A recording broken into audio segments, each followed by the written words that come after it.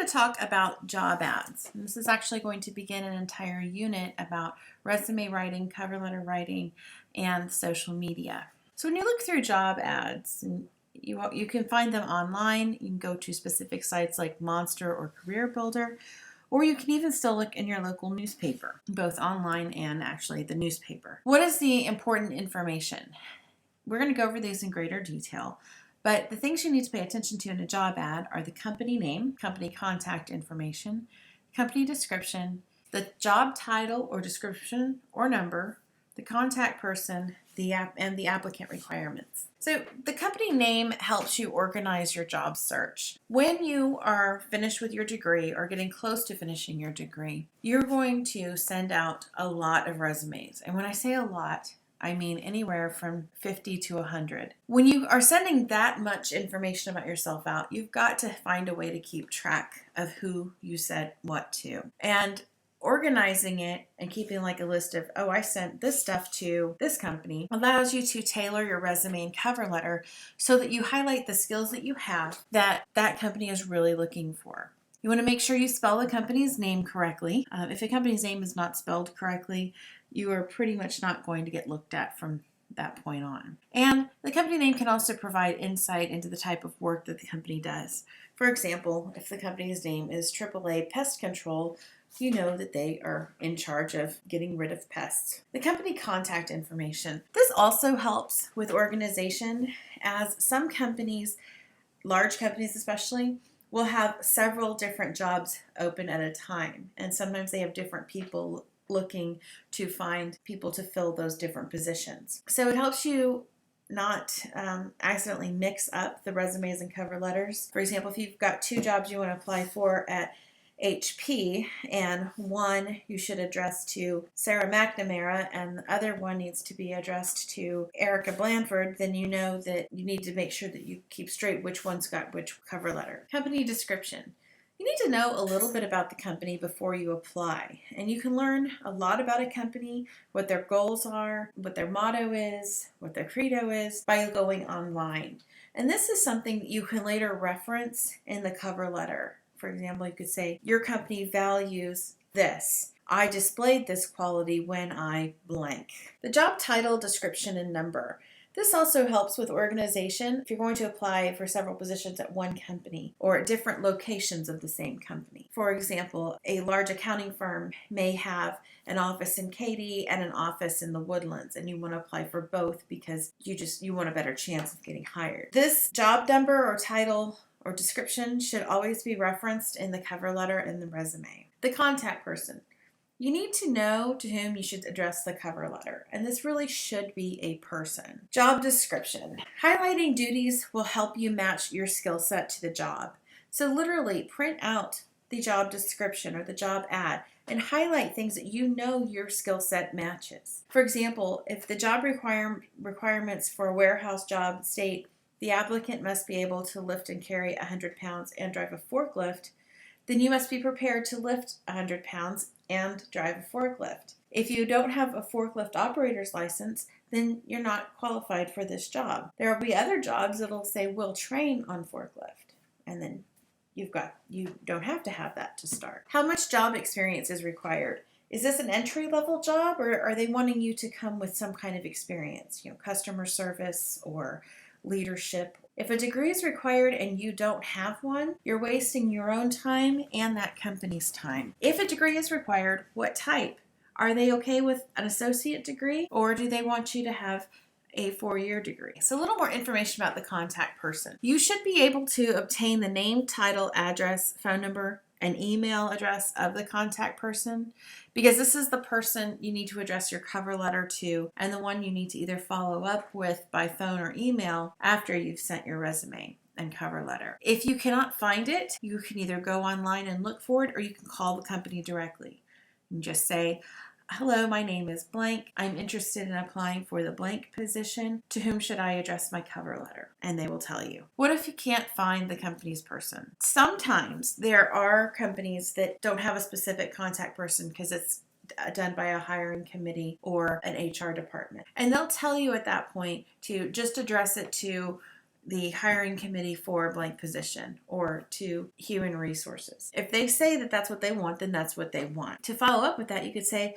well, who should I follow up with after I've sent my resume? And they may or may not have someone for you. Application requirements. Does the company require a resume or application or both? Sometimes they want you to just send the resume, and then if they're interested in you, they'll have you fill out an application. Does the company require a cover letter? Unless they say do not send a cover letter, then you need to be prepared to send them a cover letter. Does the company require a list of references of your past employers? So when you work for someone and you are working as their subordinate, you should always try to keep a few of these previous managers as friends and people that you can get a hold of and say, I'd like to use you as a reference on my resume. Can I give them your number? This is important because it's going to show the company that you do have those relationships and that they are current. It also will allow that person to say what type of an employee you are. Yes, John was always on time, and he had a great rapport with our customers. If you just call the previous place where they worked, there's only a certain amount of information that they are legally allowed to give. So how does the company want you to submit the information? Do they actually want you to come in and fill out an application as a hard copy? Do they want you to mail the document? That's rare, but there are companies that do want actual snail mail. If you are asked to deliver it in person, most of the time, they're also going to ask you to fill out an application. When you're filling out an application, it's actually very important that you do not write on there, see resume. You actually don't want to say see resume because a lot of times applications will get scanned by a computer program and they'll pull out certain words. And see resume is not one that's going to help them pull out those words to help determine whether or not you meet the qualifications. Do they want everything submitted electronically or by email? Is there an online application? The online applications are very long and tedious, and they quite often mirror what is on your resume, but know that they're going to be filtered by some kind of computer program, which is why you have to fill that out too. Other things to think about. Application deadline. Sometimes they will open up an application process between, one date and another date, and you cannot apply after that. If you apply after that, you're automatically not following instructions, which does not make you look very good. You need to look at the date the job begins. I know jobs that have to do with offshore oil or even internships. The job starts on such and such day and ends on such and such day. You have to be available during that time period. Salary. You need to think about what salary you want versus what salary you think that they would pay. Work hours and shift work. Is it a full-time position, a part-time position?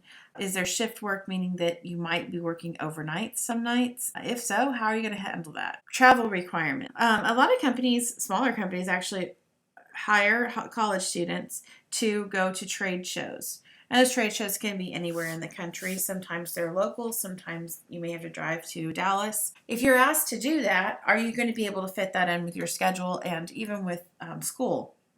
Are the trade shows usually over the weekend or are they part of the week? And those are kind of details you would need to know. Age requirements. Some companies will not hire you unless you're 21. How will you get there? Do you have a reliable car? Can you walk?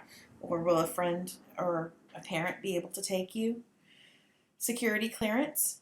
Companies run a background check, so you want to keep your criminal background clean. Drug and alcohol policies. Some companies reserve the right to do random drug checks and ask for a urine sample. So please know that even if you go to a state where it is legal, like for example in Colorado, if you go take part in legal activities there that are illegal in Texas, when you come back to Texas, if they take a random urine sample and it tests positive, in Texas they can fire you. Driver's license requirements. Do you have to have a driver's license? Do you have to have a specific type of driver's license? Do you have to carry your own insurance? How do you match your skills to a job that you want? Okay. This can be a little tricky, especially as college freshmen. Some students have been working for a while and other students have not been working for a while or they've never worked. That actually happens quite a bit when you have freshmen in college. So you need to think about educational experience, any extracurricular clubs that you're involved in or things that you have done academically that would show that you have certain characteristics. What professional skills do you have? Even students can be well versed in Microsoft Office. Volunteer and leadership experiences. Do you hold any type of position? Are you in, an extracurricular? Were you in French club in high school, and then maybe now you're bilingual, or you're very close to bilingual? Have you done any internships? What is your major, and how many classes do you have towards your major? What kind of accomplishments do you have, professional or personal? For example, did you earn a scholarship from any organization? That's an accomplishment, and it's something that shows that you have some stamina and probably some very good communication skills. Publications. Did you write an article for the school newspaper or for the yearbook? What hobbies, talents, and travel have you done? For example, if one of your hobbies is taking photographs of nature or taking photographs of cityscapes, and you really want to go into graphic design or photography or something related to that, then that hobby could actually bolster you into having experience, and you can talk about that on a resume and give more detail about that in a cover letter. So the bottom line is everyone has skills, and one of the hardest things about the coming assignments is people say, as particularly freshmen in college will say, I don't have any experience. I'm just 18, or I haven't worked in 15 years, so everything I know is old. Well, I want to look at a case study real quick. And this person's name is Susan. And I'm going to read through this, and then I'm going to go through the thought process aloud to show you what she does have that she can offer. 15 years ago, Susan worked at a marketing firm. She mostly dealt with layout and assisting executives behind the scenes.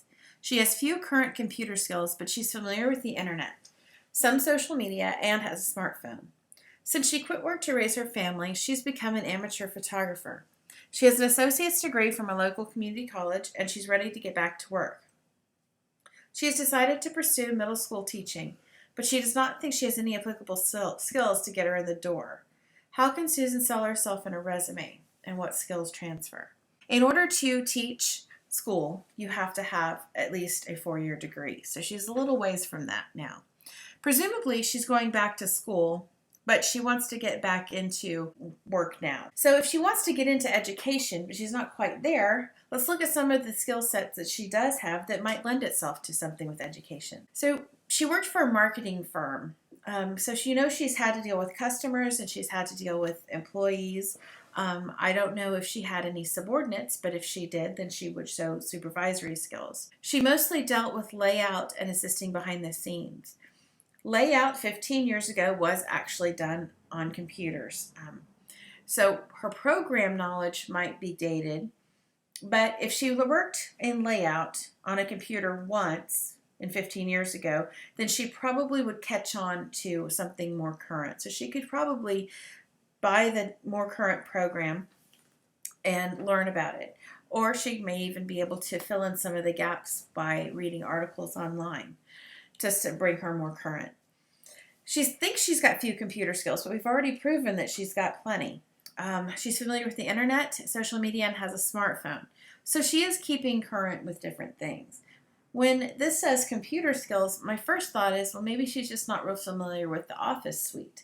Well, you can self-educate on that. You could even take a class if you want. If she's going back to school, she'll get the hang of it quickly. She's become an amateur photographer. So depending on what that means, it could mean a lot of things. It could mean she's actually taking old school photographs where she goes into a dark room and develops them on paper and then hangs them to dry in that red room.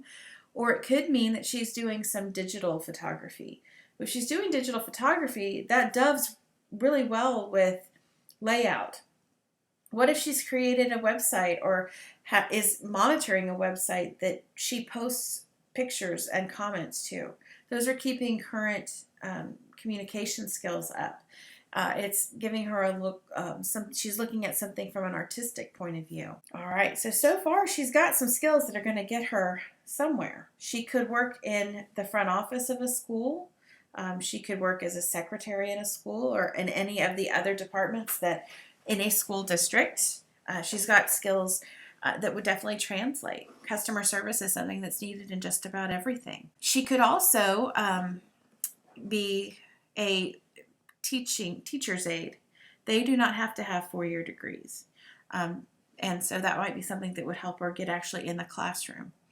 But she definitely has the skills, even though she hasn't worked in a long time, to get herself going.